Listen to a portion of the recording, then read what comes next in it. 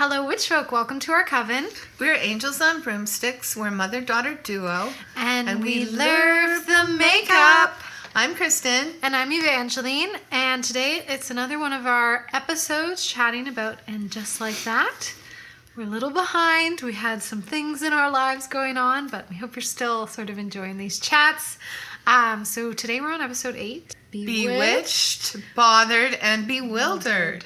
Yes. So we're going to be talking about that episode. We're going to be using the Hindash palette, which I got pretty recently, which is a really unique, interesting palette. And then I think we're going to pair the Danessa Myricks Lightwork III palette for like a pop of some, shim shim.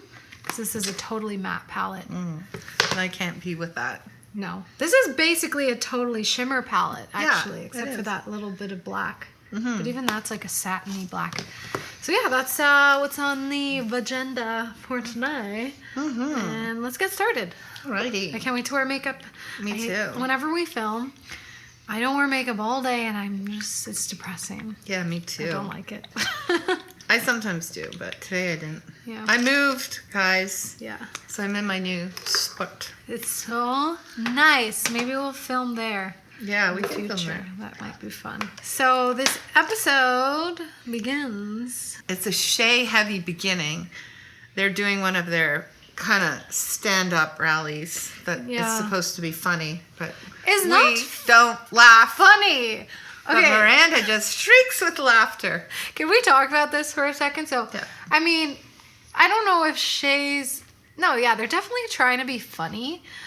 But, yeah, none of their stand-up is funny. And they definitely also, at the same time, seem like they're a motivational speaker more than they're Yes. a comedian. That's what we're getting from the TED Talk thing. And it's like they're obviously, like, introducing some kind of, like, pride party, which, fine. But, like, they're not funny. Why It's just like, it's like the Marvelous Mrs. Maisel. Yeah. Suddenly she's a stand-up comedian. And she's not funny either. She's Who, just... the Mrs. Maisel? Mrs. Maisel is She's not that funny. You never seen it? I saw the first season. No, she'd be funny in a conversation pit, but like as far as stand up, it's like Yeah, as she's at a outdoor rally, and Miranda's and everything Che's saying is be seen, be heard, don't hide. yeah. And then she turns around and she sees her son in the audience, and what does she do? But she slinks away. Because obviously Brady doesn't know yet that Miranda, well, obviously she wouldn't tell her son she's cheating. Cheater. He wouldn't care. He's just into himself. That's when, toward the end of that scene, Che finds out that Miranda's not in an open marriage. See what happens when you assume? You make an ass out of you and me. Yeah, you don't just assume. Apparently, so they've been having wild sex for 3 weeks. Uh-huh. So they're in that phase. But you would think, during breaths of air, does your husband know about me? Yeah, I know, right? I feel like Che's very righteous in this scene. Yeah. I respect the fact that they're not okay with it, but I don't respect the fact that it's like all on Miranda. It's like you knew Miranda's married, but you didn't. Yeah, you would have asked, are you in an open marriage? People aren't all that woke. Even the people you hang out with, Che. I'm sure not everyone's in an open relationship, You don't assume that. But anyway, so it's like Che's like, I can't do this. And Miranda's like, no. Miranda's addicted to Che. Yeah, Miranda She used to be addicted to the ball, but now she's addicted to Che. That's, what? That plot line just like happened and then it was like over. Yeah. Like why was I that hope even that in part season of it? 2, Miranda starts drinking again, because that's dumb. Why did they even introduce that? Yeah, they wasted it. That was dumb. It was just like she was an alcoholic and then she wasn't. The end. Let's just make Miranda go through more weird shit. It's like when Drew Barrymore was an alcoholic when she was 11 years old. You mentioned that in another one of our episodes. Yeah, you're not an alcoholic at 11 and then you're not suddenly. How does an 11-year-old, what is that? Well, because she was a child star. Did she actually drink alcohol? Yeah, she went to years old? Studio 54. Oh. Yeah. At 11. Yeah, That's bye. I know. Weird. It's a little early. The next scene is Carrie is at her apartment and she's looking through all her old clothes, and Seema and her check out her dress, the millefeuille dress. The most beautiful dress. You know, the one where she goes to Paris with Alexander Petrovsky. I love that dress. It's one of my favorites from the whole time. So, and then we also get this idea that Carrie has a noisy neighbor downstairs on the stoop with all her young friends nattering away. It's annoying. So this new character. So we got a new character, guys. Another one. If we didn't have enough new characters randomly popping up. And she lives downstairs from her. We don't know who exactly she is yet. Yeah. But we just know she's noisy. She does have cool fashion sense. I'll say that. I like looking at her fashion and her hair. Yeah. And then Carrie mentions that she has 1 cigarette a day now, wears Playtex gloves, dresses like little Edie. Oh, I love it. And has 1 cigarette and walks around the block. So you get that kind of tidbit. That's nice. I love people who have secret little habits. Well, and what's funny is that was based on one of the writers. They actually did that. That was their smoking habit. So then we got Charlotte, which is a pretty hilarious scene where she's trying to get Harry to wear this aura ring to monitor his health. And anyway, she gets down on the knee trying to get him the ring. And he's like, "Ooh, do we have time for, blowie?" And she whips his penis out, and Lily walks in. She slams the door in her face, and you see it's a prosthetic. It's a prosthetic penis, but it was hilarious. I didn't even notice it the first time. No, me neither. I literally didn't notice. I guess because I'm just like watching the faces and reactions. It's that quick, but it's hilarious. She lies to Lily and says, "I was checking his penis for cancer." Lily's 15. Lily she's got to know. We kind of find out later she didn't know. Yeah. Like how? Really, you don't know? 15. Well, mind you, you don't want to think about you. It is traumatizing. Your parents having sex. Okay. I don't know why it's traumatizing, but I think it's innately traumatizing by everybody. I remember. Ew, no, you don't. I do. What? Ew, no. I know my friends who still have married parents, when I've ever mentioned that as a joke, they're like, "Don't talk about that." Like it's disgusting to them. I think it is. Because my parents, I don't want to. Did you ever? No, I didn't see it, but my wall, I had the same wall and I would hear it, but I didn't know what it was. And I'd knock on the wall. Oh, yeah. I guess there's just this innate. You just don't, even if you know, you make yourself not know what they're doing. So next we've got a scene when they're at this, what looks like a fabulous restaurant. They've got trays and it's like fresh lobster and crab. That restaurant looked amazing. So this is the scene where we find out Miranda has decided to tell Steve that she wants a divorce. I will say Miranda's outfit and makeup in this scene is some of her best. Oh yeah, I don't remember outfits. And it's definitely her color story. She had a smoky dark eye and her hair was just nice and sophisticated. They've been styling her hair really wig, ugly. you mean? Her wig. They've been styling it really ugly sometimes. Yeah. They've been, when it's all curly and weird, or it's too Karen-y, Yeah, Karen-y. It can look good and chic, and then other times it looks like Karen, or it looks all too romantic for her dramatic vibes. That's true. Yeah.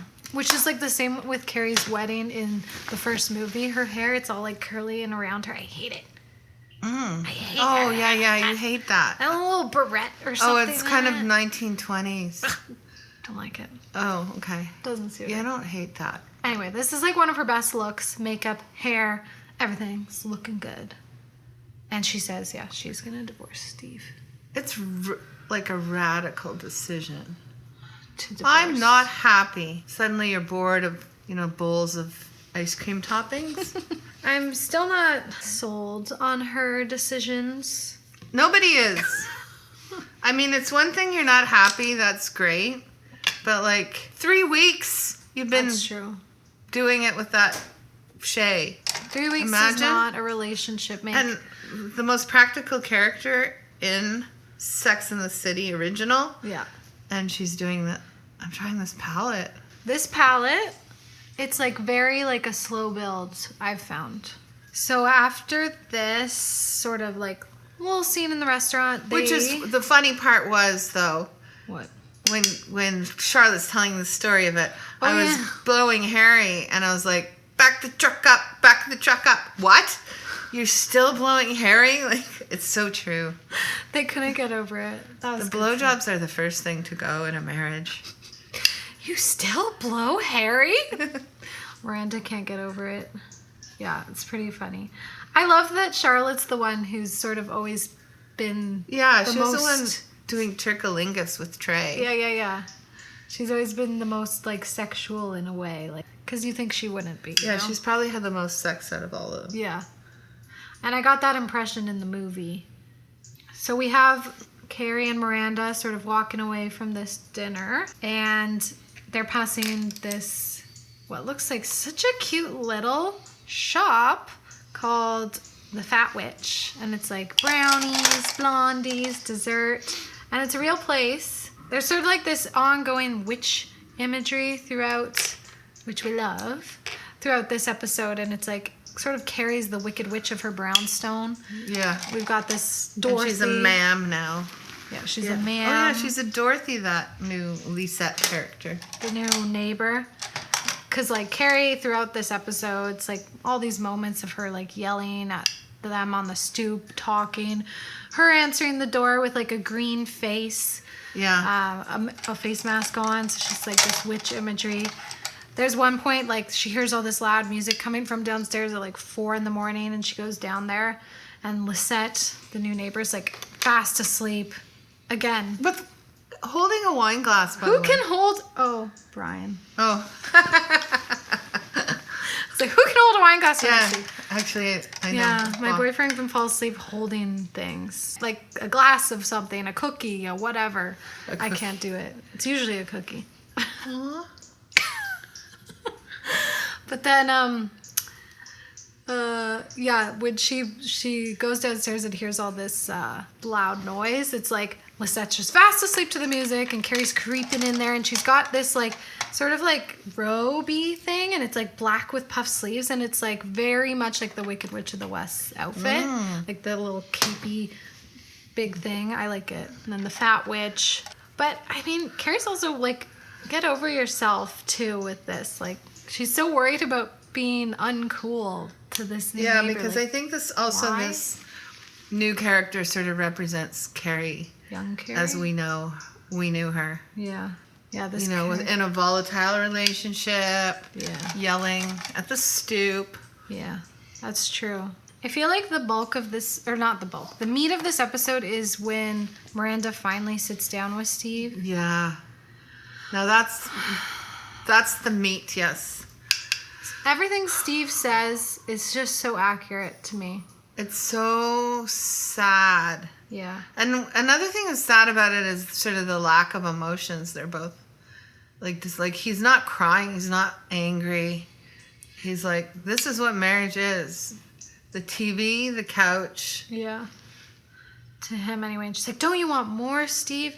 But like Steve says this thing at one point, like, oh, Miranda, are you doing this thing you always do where it's like one day, you like me and you're sure, the next day you're not. And I'm always the one fighting for us, because the past couple years it's been nice that finally you just seem settled, and we just, we settle at the end of the day. We talk about Brady.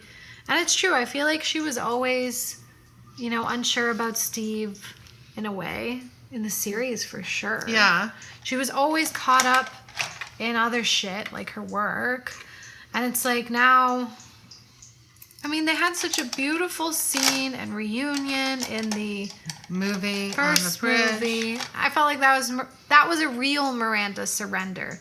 This new weird Miranda who's all like, what do you call it? Schoolgirl. Like giddy. That's not a real Miranda. And it's sort of like, I do feel a little bit weird about how they've written her. Yeah, I think the writers are trying to say that, people can change, but they don't flip over to a whole other character. Like, they do change, but they just shift, right? Yeah. And like, another thing about Miranda, like, and Steve breaking up, like that may have been an opportunity for Miranda, practical Miranda, who is unhappy, to say, Steve, I want you to consider an open marriage. True. Instead of, you got to give up your brownstone, you know. Yeah. What have you thought? Like, you want to leave Steve for a 3-week thing? And it's like you already did this before and bought a new apartment and da-da-da-da-da in that movie. It's annoying. It is annoying. I feel like the writers, there are too many writers in this writer's room. Yeah. And they just somehow made it, like, implausible. I don't know. Yeah, we were talking about this yesterday because now we know the ending, and we'll get to that on another episode. But it's like, I love watching it. It's fun. Yeah, I love it. Don't get us wrong. It's our people. It is getting to the point that it's like you violated many things that are what we think of these characters as. We think of these. We're not being respected as an audience. Like, I heard that Carrie, like the real life Carrie, Sarah Jessica Parker, has only seen this once, and that was in like 20 years ago. She's only seen the show once. Like, how many times have we seen it? That's insane. And this is insane. This kid grew up on it. Yeah. She was like 4 when she started watching it. It's true. Whatever. Don't judge. Oh, whoa. Okay, whoopsie. Which did you do? Well, I went sort of green, and now I hold on. I need mascara. Yeah, they're definitely doing Miranda a disservice. And another thing, because when we as an audience are watching it, we think Che is a fuckboy. Yeah. And like in real life, that kind of behavior would never be Miranda actually running to Che as they're leaving to go to Cleveland. Cleveland? Yeah. Something like that. Cincinnati, whatever. WKRP in Cincinnati. No, she went to Cleveland. Anyway, Miranda, how do you feel about me? Do you love me? Like, oh yeah, I love you. I was like shocked. I was like, come on, really? What is this like written by like fan fiction of a 14-year-old? Because in the last of our episodes, I was talking about how it felt like maybe Che had some maturity, like an emotional maturity. Like I liked some of their like, you know, like Miranda responds to things because she has trauma from dating Ben, and Che is sort of like, they're not a man, and they don't always, you know, respond with like, but now they are seeming like a man. Bit of a fuckboy. But it's okay to have bad behavior, you know, but like Che needs to be aware that Miranda's leaving her husband for them. Yeah. And like, how do you feel about that? Yeah, that's intense. It's like, that's a lot of responsibility now on you. Yeah. Which is unfair of Miranda. Yeah, that's true. Okay, I'm ready to put mascara on this look. Me too. And yes, we're just going to do that and be right back. Okay, yeah, let's finish it off. We were wondering if Che is a love bomber. Because I only heard this term recently. And it's like when you, especially I think, in the beginning of a relationship, like one person like, yeah, love bombs somebody. Which I've experienced. I have too. And they're always untrustworthy people. Yeah, and they don't really love you. They just love, they know how to do it. Yeah. And they're not afraid to say, I love you. That's true. Because, like, if I were Che, I would be like, why are you saying I love you already? Like, we just started dating. Like, really? And it's like love bombers. Yeah, they know what they're doing. They're charming, charismatic, outgoing. They're doing it on purpose to string you along. Yeah. Oh, yeah, but I went back to watching the original. Yeah. And when you watch the original show, you're like, wow, this is good writing. Things make sense. Like Miranda's relationship with Che is just like they kissed or whatever and then fingered and I'm in love and I'm leaving my husband. Imagine that. Yeah. I was like, Miranda. no, we need build up. Like we need... Yeah, that too. Like any good person any good writer knows how rom-coms work, and it's like the characters meet and then they hate each other. Yeah. There's conflict always. Oh, but they rushed that too. They had the conflict for 2 seconds at Big's funeral. Remember? Oh, yeah. That was true. a conflict. It was rushed. It was. We were saying, you were saying that this whole season, it's like there's also just like so many plot lines, so many new people. Mm-hmm. Yeah, it's like so many characters, and I like Seema the best. Me too. I like Seema the best. I do like Seema. I could just live on, let's call it the Seema show now. Let's get Seema heavy. Yeah. Maybe they're, so the season 1, they're kind of getting a feel, and hopefully they're listening to the critique. Yeah. And then maybe they'll get on a better footing. Yeah, maybe. That was sort of the main things in this episode. We have 2 more to go. I have some fun things to say about the next one. And then the last one, we'll go over some of these plot lines and the Che and the Miranda. Also, the makeups. The makeups. I love the idea of pairing Hindash with, like little toppers, little glittery things. I think it's like such a fun way to use this palette. And she used this as a blush. Yes. I should have done that. These are good for blush, and I feel like you could contour. You can contour. So cool. Yeah. All right, well, that's it for today. We hope you stay witchy, stay bitchy. Have a good week. Bye, Bye, witches. witches.